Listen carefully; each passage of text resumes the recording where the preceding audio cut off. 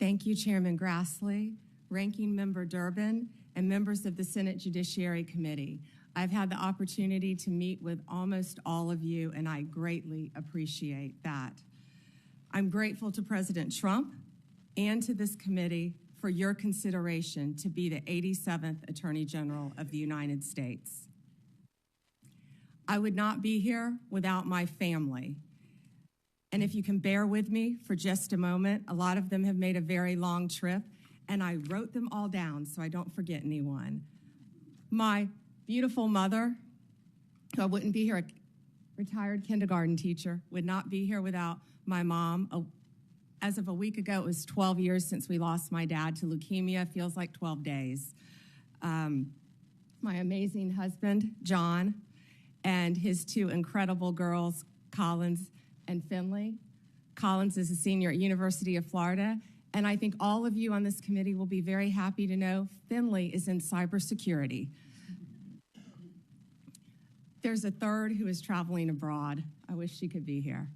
My amazing father-in-law, David, my sister, Beth, my brother-in-law is home with my niece, my nephews, if you could just raise your hand, Evan, Jake, and soon-to-be niece, Savannah,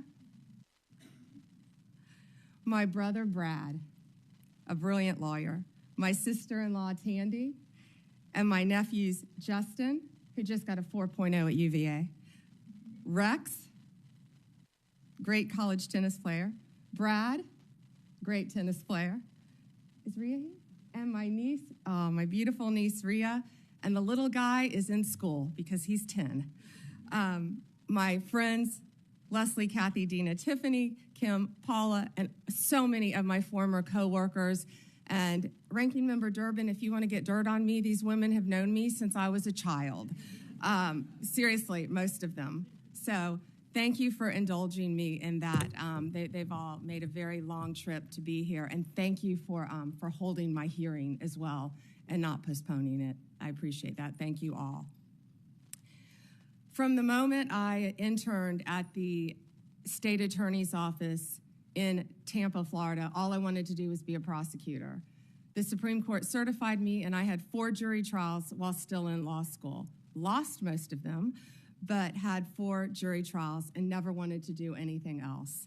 I continued my career there, trying everything from DUIs, domestic violence cases, capital murder cases, the whole gamut. I became a lead trial attorney in courtroom every day, trying career criminals, was deputy chief of a division, and then ultimately was felony bureau chief, and eventually left to become Florida's 37th Attorney General for the state of Florida. Nothing has impacted my career more than my experience as a state prosecutor, because I got to know and still keep in touch with many victims and their families from when I was a prosecutor. Upon becoming Attorney General in 2011, I proudly served for 2 terms. I was term limited. I would probably still be there right now had I not been kicked out of office by term limits. I loved being Attorney General.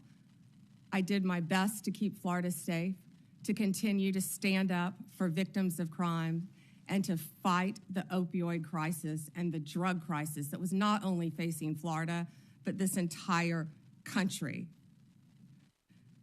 Out of the top 100, this is one of the things I'm the most proud of, oxycodone dispensers in the entire country, I believe it was 98 of them, 90 or 98 of them, lived in Florida. We fought for tough legislation. Kids were dropping dead every day. We fought for tough legislation, and after that legislation, none of those opioid dealers, doctors, practiced in Florida. We fought to eliminate human trafficking by raising awareness and prevention and talking to parents and talking to children. We also provided critical resources, including safe houses, that my state was lacking. On the civil side, we worked to protect consumers. We tackled everything, including off-label prescription marketing, which affects, as you know, many people who can't afford prescriptions as well. We partnered with states' attorneys general from both parties and federal agencies across administrations. We went after price gougers during hurricanes.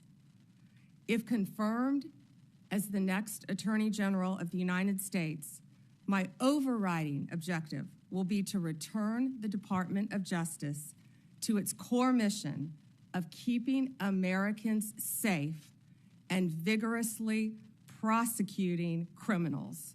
And that includes getting back to basics: gangs, drugs, terrorists, cartels, our border, and our foreign adversaries. That is what the American people expect, and that is what they deserve from the Department of Justice. If confirmed, I will do everything in my power, and it will be my great responsibility to make America safe again. Making America safe again also requires reducing recidivism. We have to fix the Bureau of Prisons, and I am looking on both sides of the aisle. The Bureau has suffered from years of mismanagement, lack of funding, and low morale. I was proud to support President Trump's First Step Act. I think more can be implemented and more can be done on that front. President Trump's leadership on criminal justice reform has demonstrated what is possible when a president is unafraid to do things that have been deemed to be too difficult. We have to reach across the aisle and get solutions for all of these problems. Like the president, I believe we are on the cusp of a new golden age where the Department of Justice can and will do better if I am confirmed. Lastly, and most importantly, if confirmed, I will fight every day to restore confidence and integrity to the Department of Justice and each of its components. The partisanship, the weaponization will be gone. America will have one tier of justice for all. In all this work, I'll collaborate closely with this committee. I will work with all of you, as I've committed to do when I met with almost all of you. And I will partner not only with the federal agencies, but with the state and local officials throughout our great country. I look forward to answering your questions today and working together for this country and our Constitution. Thank you, Senators.